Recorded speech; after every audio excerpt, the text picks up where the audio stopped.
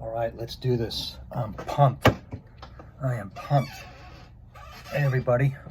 Hold on.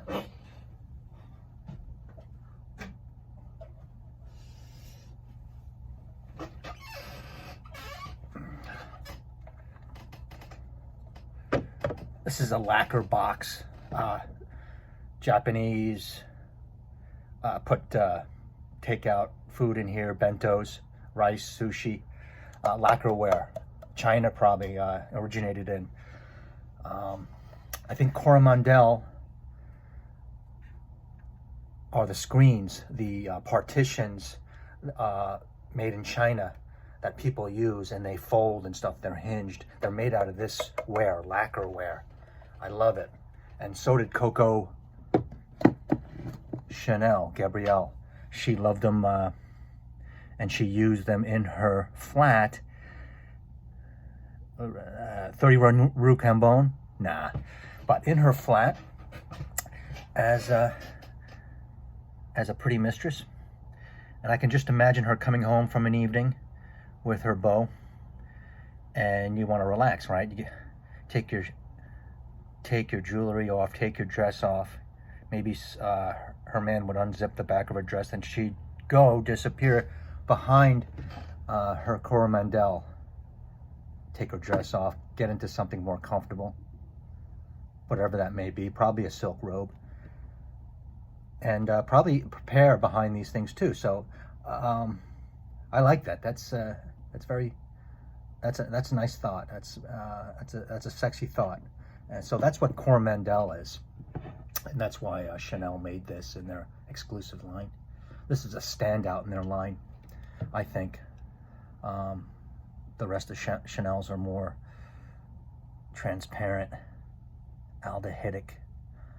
This is heavy, musky, like what we think of the old musk, right? The deer musk. But yeah, the air conditioning's on. The hurricane's coming, so this is a non-day. So I could wear this because it's cold in here, or it's cooler. It's hard for me to wear this here. It's especially now, even at the office, because the air conditioner isn't worth a damn. The doors are open so people don't have to touch them. So, but this is not a warm weather scent.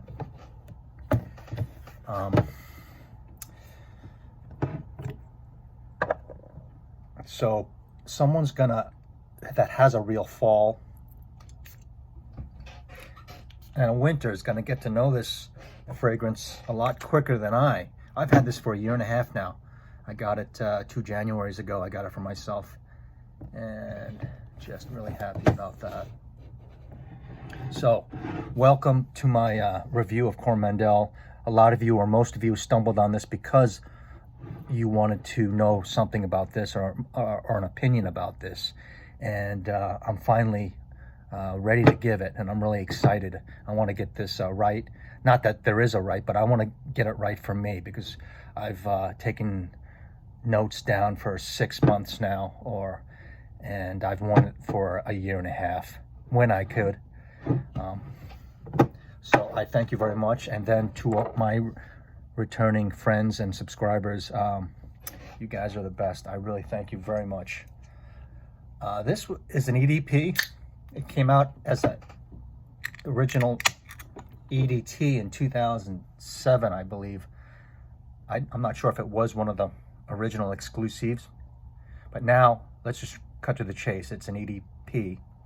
I remember smelling it as an EDT along the line and loving it. It's like, oh, I want this. But, was not there yet in the Chanel boutique. These, I'll refer to later. This is a 75 mil, and I think the prices are the same. 180, 350, 75 mil of the Lion. Mwah. But Jacques Polge made this fragrance. And to start off, let's go right to what I think this smells like in 3 or 4 words. Or I'd like to describe fragrances right off the bat, just give you an idea, an image in your head. And they would be dank, powdery, and musky. A fourth word, skanky. A little skanky. Not very skanky to guys that are really into niche fragrances, but I like it. It's dirty.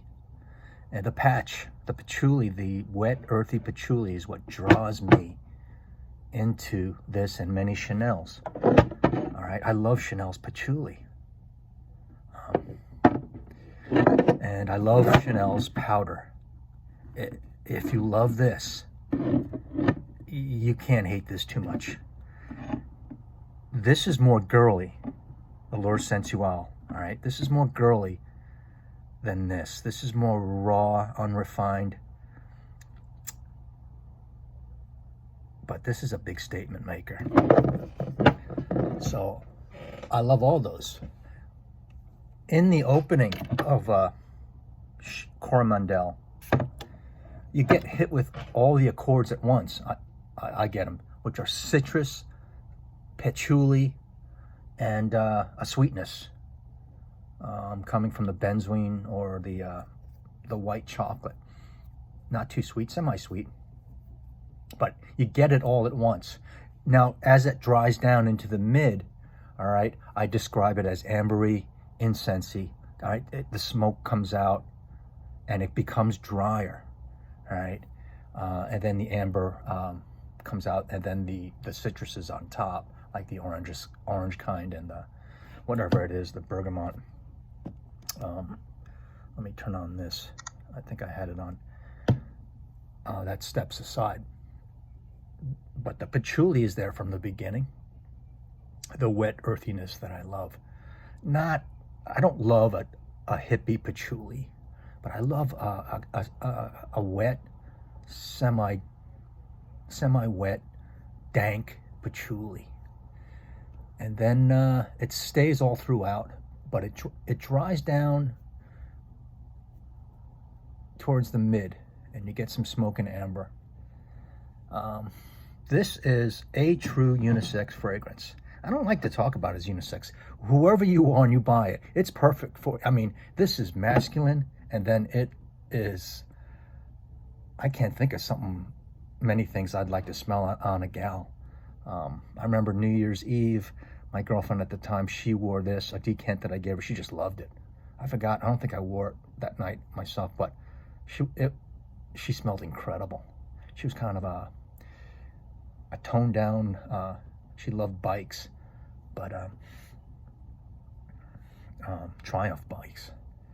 But for ladies, this review, I would say, would be skewed a little bit, maybe 1 or 2% more towards the ladies, because I don't know, I'm more comfortable describing it in that way. This is sexy and raw, maybe a little bit unfinished, unrefined, like I said. This is girly, and this is all finished and bottled up, but they're similar. The patchouli and the understated sexiness, somebody who's an introvert, right? Doesn't say too much, but is very deep, as opposed to like a flower bomb or scents that scream out like, hey, look at me, I smell like a vanilla cake, and so on and so on. This, you're like, what is that? And I want to do some investigation. Same with this. The girl is wearing something seductive, whether she's 28 or 60. I would say 34 to 40, just optimum, a gal with this, right? Because as they get older, you get more wise and you get more sexy. Could be jeans or a sexy dress, neck plunge all the way down, maybe even towards the stomach, that kind of thing. Showing skin, and then off that skin, this is pumping.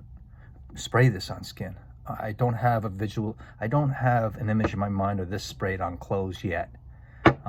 I suppose in a winter jacket or something like that. This is more girly. This is not girly. This is not casual. The same as for the Allure Sensual. What I mean by that is grocery store, doing errands. No, sir. No, sir. This is, you're going to an event, maybe the symphony outside in Italy, and you're looking, you're feeling pretty good, pretty seductive. Or you're on a ski trip in Jackson Hole, Wyoming, where I used to live, or Telluride, kind of Western, right? And this is after après-ski, and you're going out for the night, for dinner and drinks. You're wearing this as a man or a woman. Yeah, I can see a man wearing this on a ski trip in the Alps, the French Alps or the Swiss Alps, I would say. We'll stay away from the Italian Alps. French, Swiss. So it's not casual, is my point. Like I said, if you hate powder, you still might like this. It's not overly powdery, but it's in there, all right? Just like it's in here. I just happen to love powder. This stuff is a battleship in terms of sillage. When you spray half or a third of a spray of this inside of an office, the air is just going to take it, and people are going to be like, I did that in the office at the door. I guess the air was rushing. I was like, Bob, what's that? And it's sophisticated Coromandel. My warehouse friend loves this. I've sprayed a little bit, and he goes, or I was wearing it. He's like, that's sophisticated. And that's not a word that he uses often. My friend that hates Savage. So I would say optimally, the age range, you have to have some mileage behind you, some emotional experience is my point. And that was the last thing that was keeping me from doing this. Recently, I was listening to Willie Nelson's version of Blue Eyes Crying in the Rain, and you just got to listen to that song. And those of you who've won at love and lost at love, I mean right here, and had great life experiences, this is the kind of stuff that you want to be projecting off your skin, and as a woman too. So someone of age and experience, and I would just say 40 and above, just optimally. But in terms of a start, 30, 32, 34, as low as 29 for Coromandel EDP. Tasteful dress, but not totally like sophisticated black dress, kind of elegant, kind of like a sultry, slutty elegance, if you get my drift.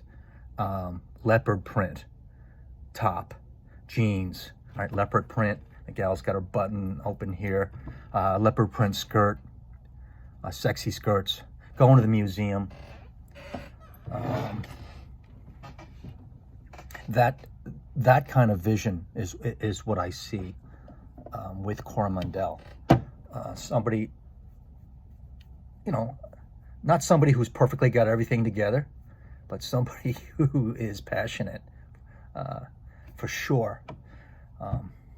People that are quiet, but deep. But once you're alone with them, it's exciting. That kind of thing. This lasts as a faint skin scent. It lasts a long time, easy 12 hours or more. But workable damage and projection, I would say 7 to 9 hours. All right, this stuff is sweating off of me here in Hawaii, so I just wish I was back in New York or in the Rocky Mountains or in Alaska, and I had this with me, because I want some cold weather. I would say this is a definite, for Chanel enthusiasts and Chanel lovers, this is a must get. This is a must have.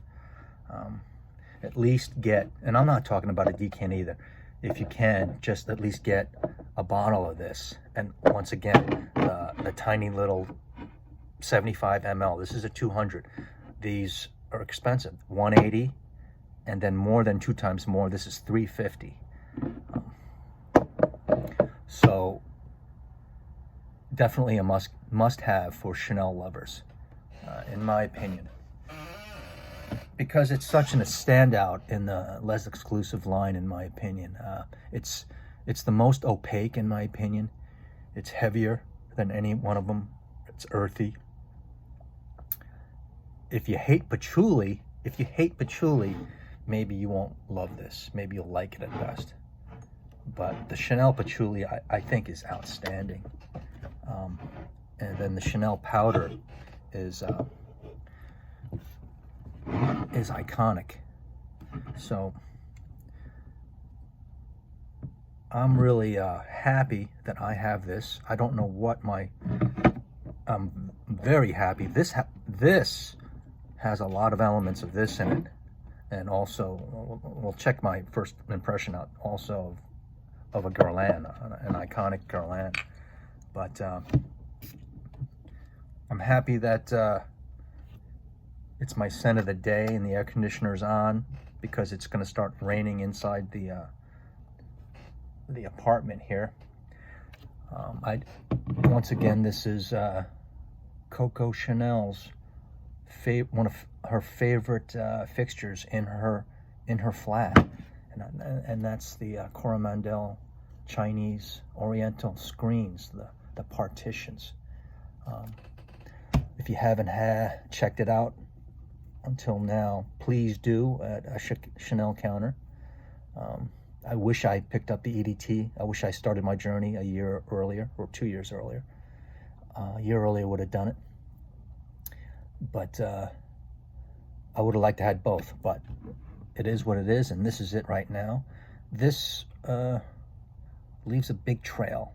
The sillage is good. It's heavy, and people won't know that it's your average Chanel. So, big thumbs up on this. I would say give it a number in terms of how I love it and want to wear it. I don't know, I would say a 9 out of 10. Maybe something like a DHI. Maybe I love the smell of a little bit more, or something, 9.5. But this is my favorite Chanel out of all of them, I think, right now. This, in terms of just how they smell, I love Pour Majour, of course, but Blue and Allure Extreme, they're all behind this. And I love this one in terms of smell. Get your hands on this, ladies. Get your hands on both of these. I think if you love one, you'll love the other, vice versa. You're the same kind of person. So more raw, more refined, more girly. You know, cowboy hat, jeans, riding a horse is Coromandel. I see that too. So I can't think of a perfume that I have that I'm more enthusiastic to talk about than this, and I am just beginning my journey with this. Like I said, I only live in hot weather, so it's going to take me slower than the usual person with seasons to really get to know this. But then again, I study it, right? So thanks for tuning in to my review of Lex exclusive Chanel Coromandel EDP, and I'm grateful to you. Thanks very much, and give it a sniff. Sip.